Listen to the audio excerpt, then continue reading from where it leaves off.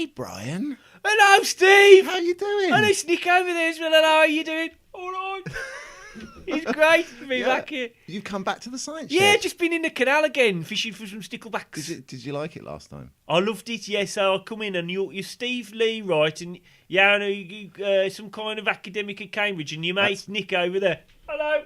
He's an academic at the University of Southampton, right? Yeah, That's right. We've got. And you talk about in the shed. I remember. Yeah. You talk about stuff to do with science. That's what it is? We're still doing that. I tell you what. If you bring your sticklebacks in and sit down, we'll do one just for you right now. Great, mate. I'll pop them in this jar here. Is that all right? That's fantastic. They'll be fine. Won't it be grand? Grand.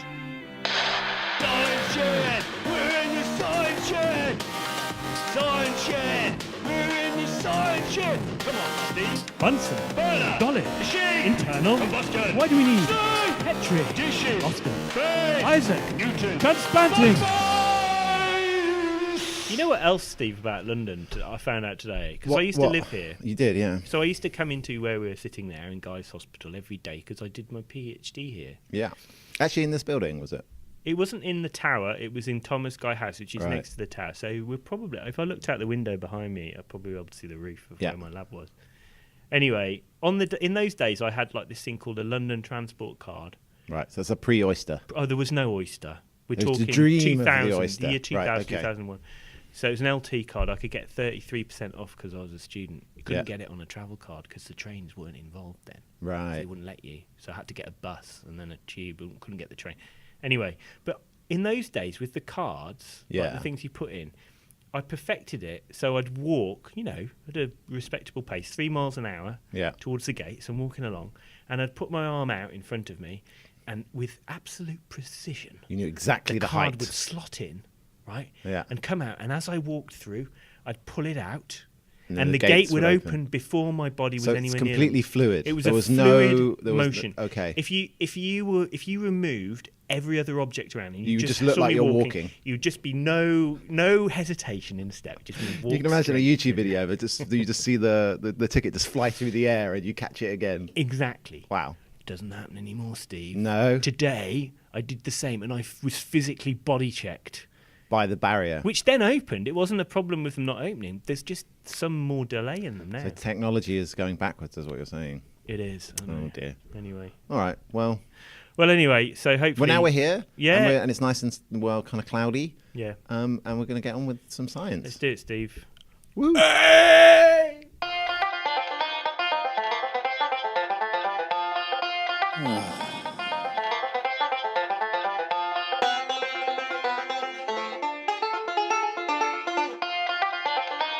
What's annoying Nick? Nick,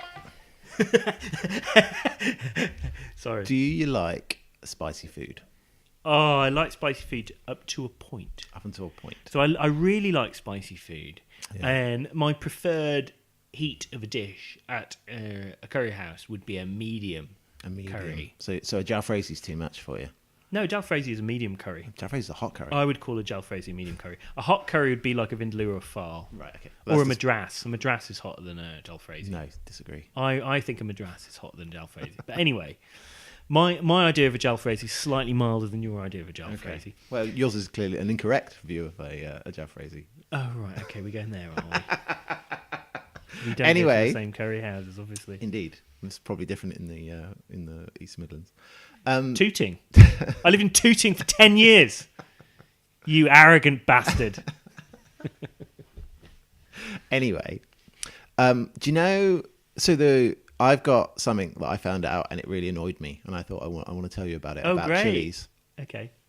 So, do you know how you measure how hot a chili is? Yeah, there's that thing. I can't remember what it's called now. But it's in like units of making your eyes weep. It's called the Schoville unit, I think is what you're referring to. That's it, yeah. Yeah. So something like a ghost chili or the Naga chili has like several million Schoville units, Yeah. and something like a jalapeno has about Is a it few like thousand. how much you can when you can taste it in a glass of water or something with a particular volume? Or This something like is what annoys me. So do you know how you define it? It's so that. So it's subjective. totally subjective. Totally subjective. Okay. So the thing that the compound that that you're tasting that kind of hot flavor is predominantly a compound called capsaicin, right? Which is a kind of compound which is that how you say it? Yeah, capsaicin. I thought it was capsicum. No. Capsicum. No, that's the Latin name for a pepper, Capsicum. isn't it? Yeah. Capsicums. Capsaicin is the compound, the chemical compound that's hot. No, it's capsicum. No, it's not. All right. Anyway, so you would expect as a chemist, right, that the Schoville unit would just be some proportionality to the concentration. Bulging. It's really annoying me, Nick. Right? So you would think it would be like, it's like, you know how. So, for instance, there's a hand of a horse. You know, when they say a horse is 15 hands tall or whatever, right? It has some relevance to, you know, it's just a hand is 15 inches or whatever the distance is, right? It's defined. It just so happens that there's another unit which people use that's much more common in that particular parlance. Super happy with that. Fine. So I started looking at it the other day. I was like, okay, a Schoville unit. What is this? I'm expecting it to basically be some constant multiplied by the concentration of capsaicin, right? Because that's what it is. Right? Yeah. What it is, right? The way they measure the capsaicin is they take 5 people who are trained to taste hot things, right? And then they serially dilute the compound, the hot compound, the chili, in water, right, up until the point that 3 out of the 5 people can't taste it anymore. Can't taste any chili. And at that point, they would say that it's the number of times fold you had to dilute it in order to be able to not taste it anymore is a Schoville unit. So do we know... How annoying is that? That's really annoying. Oh, it's so annoying. I can see that you're raging inside, and I want to try and diffuse this by trying to offer you a practical solution, a way out. So has it been defined that the mass of capsaicin is correlated with the heat of a particular chili? Absolutely, yeah. Oh, it is? Yeah.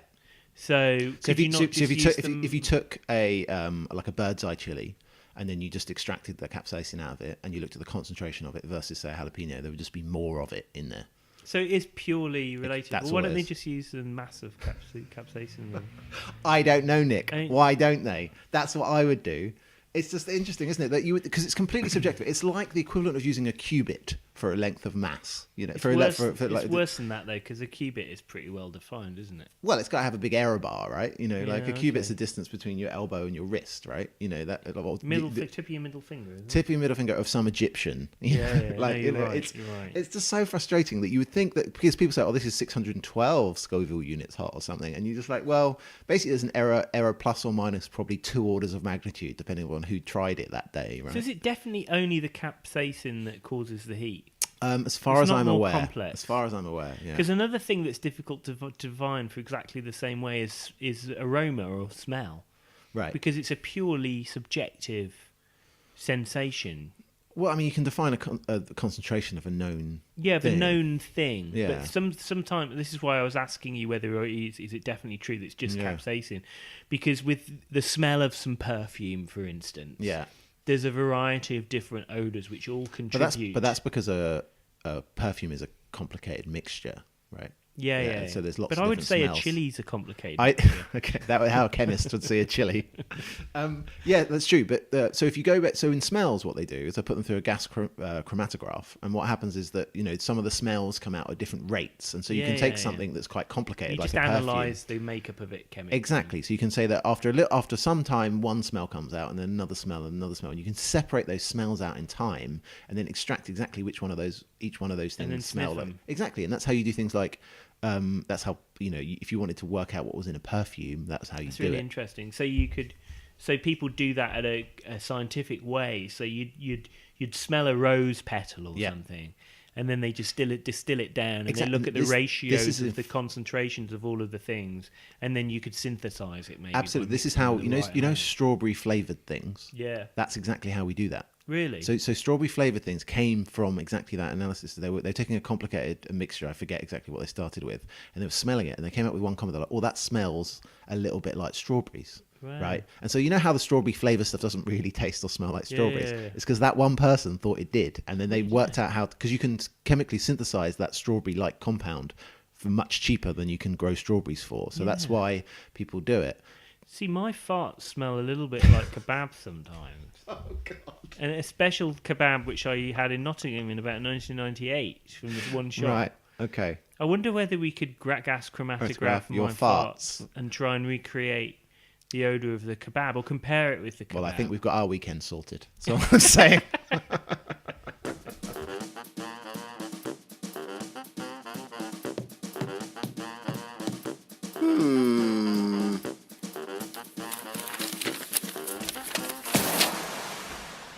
Nick. Yes, Stephen, what's wrong? What's going on in your head? Tell me about what's happening in your head. I hold on, there's two things I wanted to talk to you Not about. much is going on in your head, is not it? Not at the moment, no. Oh, dear. I came across this paper. Oh. And it was actually, you might have seen it actually, because you normally check the news and views and comments of Nature and Science, don't you? Quite often. Not often. Okay, so you probably haven't come across it. You're I like do this, then. occasionally. I get the email and I scroll down the email to see whether there's anything relevant to the research I do. Right. And that's about as far as I dip into Nature and Science every Okay. week. So there was in Nature this week, there was a comment about a paper published in the it's the Proceedings of the Royal Society. Okay. The philosophical transactions. It's the chaps who fund your research, Steve. The Royal They do. Society, great society. The oldest learned society in Very in the nice world. people work for the Royal Society as well. That's true, yeah. Including my friend Mark. Oh, yeah. We've met Mark, And didn't we? We ran into him. Possibly our mutual friend, Susan. The Royal Society of Chemistry she works for. Oh, okay. Yeah. Oh, God. I've put my foot in it there. Yeah, you I was really trying have. to name Anyway, check. you really, stop Hello, trying to name Susan. drop. But yeah, we'll talk Hello, about you Susan. another time. Have you given us any money yet? Have they given us any money yet? No, they haven't given us any money. Okay. But I've done a couple of things for them, so maybe they should. Okay.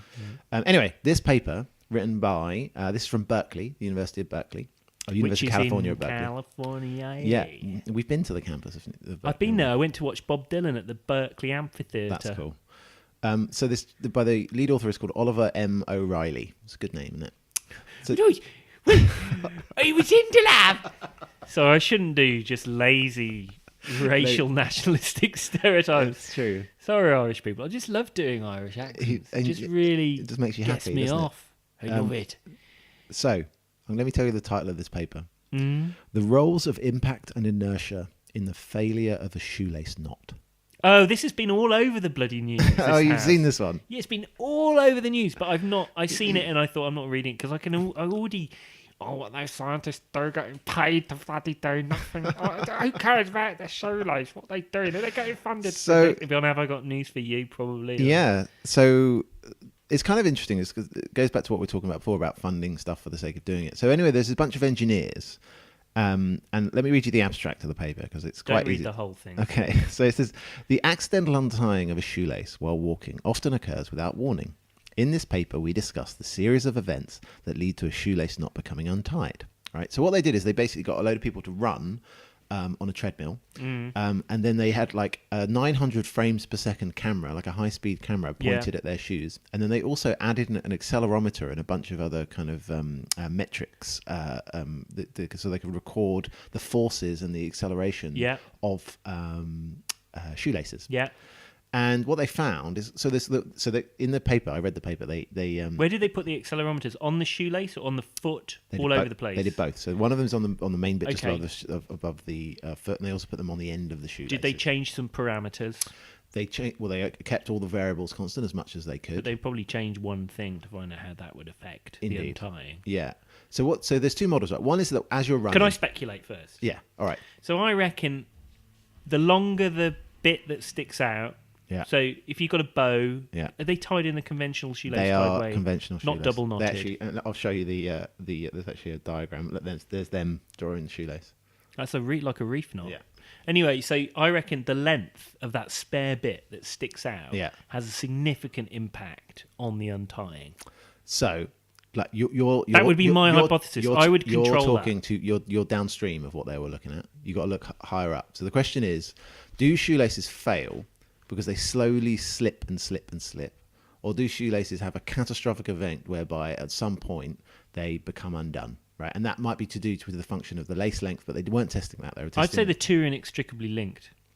So what they found when they studied this on, I think they did a series of people and a series of running styles and all that kind of thing, theories of shoes and laces. They definitely become gradually undone. No. They do become gradually And if you look in undone. the SI of the paper, they've got it in slow motion of like you see what happens is catastrophically at one point when you're running, your shoelace just undoes a lot. And then it becomes right, and okay, then I it see. then it but Yeah, what yeah. it doesn't do is slip and slip and slip and slip. It just all goes in one go. Okay. Right? And what they found is that in these accelerometers, they said that at some points the shoelaces were experiencing up to 7G Yeah, that's quite in a a single lot. step. All right? Which part of the shoelace though? Like That was on the top of the floppy shoe. bit? Yeah.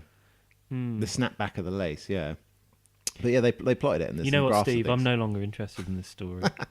But it's interesting, isn't it? Because it's fun, right? It's definitely fun, and it's got no massive application. I mean, they said this. They do claim some application that you might be able to use it for some various, athletes and things. See, like that. I noticed, right? I've got different shoelaces. I'm not a shoelace man actually. I was a fan of Velcro. I like this. I used to Nick, wear stands. would that be when you stand for a political office one day? Is that going to be your stragline? I am not a shoelace fan. I stand on a platform of no shoelaces. Okay. I Yeah. like the Velcro ones. like the Velcro? because I'm just a lazy person. I don't Right. like tying them, and I don't like bending over and Right. all that sort of. But I've got So you'd different like shoelaces you'd like on the different. Back But I to the know Future ones. I wouldn't know. you? I know. Oh yeah. They do themselves up. Yeah. No, I noticed that on different shoes I've got different qualities of shoelace. Yeah. And on my sort of crappy trainers, Yeah. sneakers for you. I know there's American listeners out there on the West Coast and in the Midwest of the I'm sure they appreciate USA, you doing their and- accent too. Oh yeah. I know that on their yeah. sneakers, those shoelaces, they're kind of like not very well textured, and they undo more quickly than on my boots. So on my boots, the shoelaces are sort of more cylindrical and they're more textured. And But again, I think you're there's a grippy thing. You're going downstream. The question is the mechanism by which they come undone. Is it that they all go at once, or do they slowly slip? And what they found. But I is- reckon some shoelaces never No, undo. they tried different shoelaces. I reckon some, like if you do them up properly on my boots, they just won't come undone. Well, it depends how long. If you walk forever. Well, I reckon they gradually loosen, then they do a sort No, of that's catastrophic not what they thing. found. That's not what I they- don't no, believe it. no. There's loads of slow motion. I'll tell you what. I'll read the paper, and I Yeah. won't understand it. You will. It's really easy to read. I'll read the paper then, Yeah. and then I'll give you my critique. Okay, well, But I'm not really that impressed by this stupid paper that's been all over the news. But in general, do you think this idea of like trying to Where's find this group, by the way? Berkeley. Berkeley? So it's probably Bunch it's of a Berks. research intensive bunch of Berks. God. No, carry on. Yeah, You're wasted. no, I know what you mean. Yeah, so you Is may there so a you may utility find in doing something that's well, fun? I'm going to link that to Yeah. some research that I know a bit about because Okay. I recently examined a thesis of a Okay. student, and he was developing a sensor for a shoe for people who have diabetes or vascular disease. So, as you may know, people with diabetes have high blood sugar, Yeah. right? And sugar's toxic at high amounts. Yeah, we I think spoke we've about discussed that. this before. And that causes small blood vessels to die. And people with diabetes, they'll often get a blood vessel and nerve dysfunction in their feet. Okay. So you stop feeling things and you don't alter how you walk to compensate when, for instance, you get a damage on it. If you hurt your foot slightly, you will walk differently. Your limp or whatever. Yeah, right, because you'll know it, and Yeah. you won't put pressure on it and the rest of it. Diabetic people, they lose the sensation, so they'll walk until they get a really bad injury on their foot because they can't feel it. There's no feedback there. Makes sense. So because they don't have that sense of feedback, his argument was, well, we're going to develop a shoe which has a variety of different sensors on it, Yeah. which will feed back to the person to tell them that their foot is in So trouble. they get like a little buzz on their Apple Watch or something saying Yeah, their feet's, or their you feet's know, hurting or whatever. something like that, or some kind of. Yeah. So he had developed a shoe which had a number of sensors, including accelerometers and including humidity sensors, including even a galvanic skin sensor, so Right. detects skin Sweat. current, basically. Yeah, well, it uses sweat to detect uses the current to detect how much sweat. So yeah, I mean, I suppose that type of foot sensor is something which is a bit linked to something looking at acceleration. so I I mean, guess- maybe there's a yeah. catastrophic event that your But- toe would drop off. But it's interesting, right? So you're treating this with contempt, right? But we just spoke. I'm not treating it we with just contempt. spoke. I wouldn't call for- it contempt. Well, I'd say sort of okay, annoyance. annoyance and ridicule. But we were saying we just had a big discussion about how CRISPR and Cas9 fun comes out of people just doing stuff Yeah, because it's we've- fundamentally interesting. We may have discussed that on a previous podcast. That may have but happened yeah. on a previous podcast, but we have spoken before Yes. about how fundamental interest in a problem, i.e. Casper, Sorry, Casper. Crisp9, Cas9. God. CRISPR Cas9. Get a grip, Steve. Yeah, man. Jesus, a long day. So I don't know. Like, I quite like fun papers. I think if people publish more of those, it would be it would be interesting. I think the public really like these things, right? They like to know that there's people kind of trying to find some interesting fundamental science. It's something that seems relatively mundane. It seems relatively, something we're all familiar with, tying our shoes. Well, I think it is. I mean, another example of that is like when I saw that, I didn't read it, but I thought about origami and things. And people are very interested in the way that paper folds, and it's like there's actually like some kind of higher branch of mathematics based on folding. Yeah. And I have a friend of mine, his brother is a scientist who works on folding, the sort of intrinsic mathematics of the folding. Yeah. But it's got loads of applications in like how satellites fold up when you put them in a rocket to send them into space. Right, the kind of optimum way to... Exactly. Because space is very premium in a rocket. Given a number of constraints, how do you fold them up? So that's got a very definite aim. So I thought when the knot thing was going on, I didn't think it was about that. I thought it was to do with... No, it's just about... the shapes they're engineers and they're talking about knots. It's nothing more highbrow than that. Well, I hope that they are not going to do any more of that. I hope they in the future. Yes.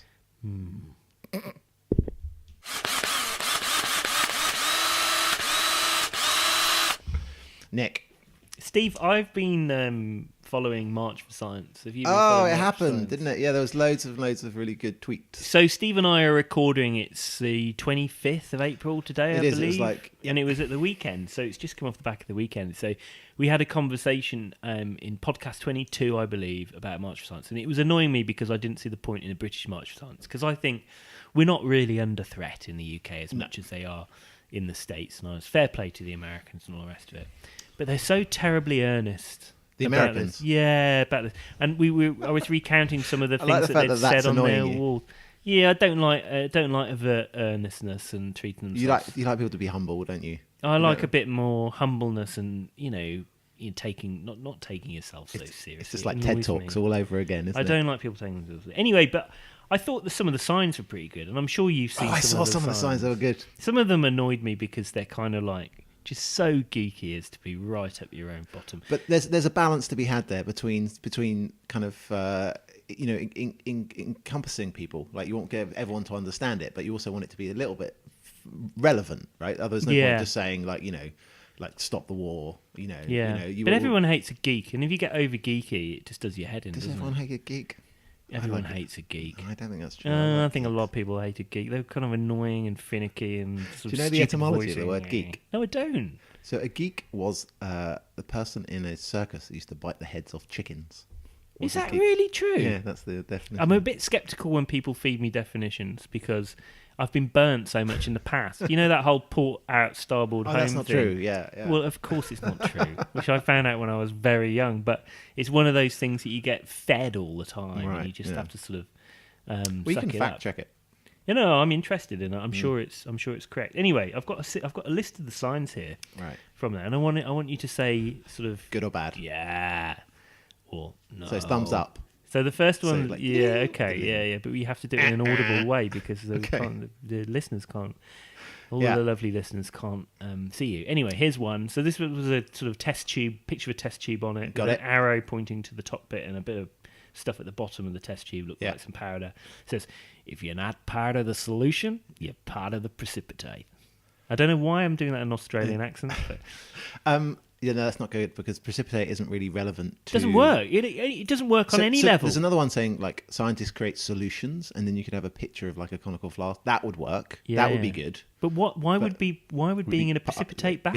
Yeah, exactly. If you're part of the precipitate, what's wrong with that? Yeah, I agree. And that's not even relevant. It's not... Precipitate could be some gold or something. Yeah, you could...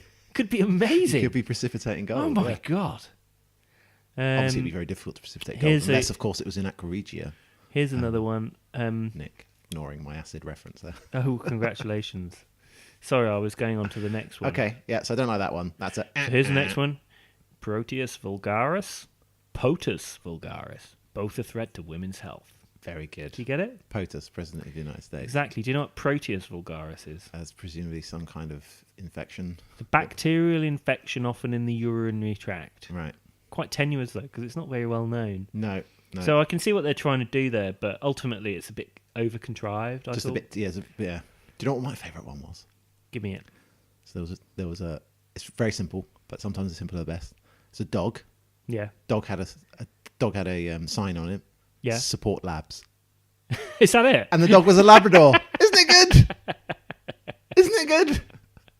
I like that one. I saw another one with a dog with a sign on it. It said alternative cats on it. I quite like that one. Didn't write that one down. Yeah. That's a good one. Here we are. There's another one. Let me know. Won't you say what I feel about it? Now I'm a mad scientist. That's good. Yeah, I Yeah, like that. that's all right. That's good. So it's simple. Because a mad scientist is a thing, unlike being part of the precipitate. Yeah, it works on two levels. Yeah, exactly. Yeah. That's often the key to a joke, isn't it? Couple of It's got meaning. to- Here's another one. We don't go through much humour training as scientists, do we? Here's another one. This one. Here we go. Yeah. Science gives me a hadron. Oh, that's good. I like that one. That's good. I think that's my favourite. Yeah. Science gives me a hadron. Yeah. Hadron. Just Was- two letters was that- yeah. swapped around. Science gives me a hadron. Yeah. Okay, here we go. All right, hit me. What's this one here? I can't bloody read my. Oh, this is one which I found a bit overly geeky. But let's see what When you you think find these, are you like when you saw them, you're like, this is going to make great podcast material. I'm writing this one down. It's one that said protest sign. Do you know how they illustrated that? With a sine wave. A sine wave. Was it SINE? They should have written it. Yeah, It protest was. sign. Yeah, that was sine good. wave. Yeah. Here's a boring one as well, which I thought was just rubbish. No science, no beer. That's also not true. Not true. They had, It's not they had cookery. beer in Of course they in did. medieval England. You had beer. You don't need science to be able to brew something up. I think my favourite one, which isn't funny but had a good point, it had immigrant and a picture of Tesla on it, Nikola Tesla, and refugee and a picture of Einstein on it. Yeah. And I thought there's not really much more of a powerful way to explain the value. I'm going to stop my bit. The value of both immigrants and refugees to the economy and the healthy functioning of society. Yeah. Well, the good thing is they can reuse that sign when we have some Brexit protests too. So that would be good. Exactly. Anyway, that's what I had from March for Science. Good.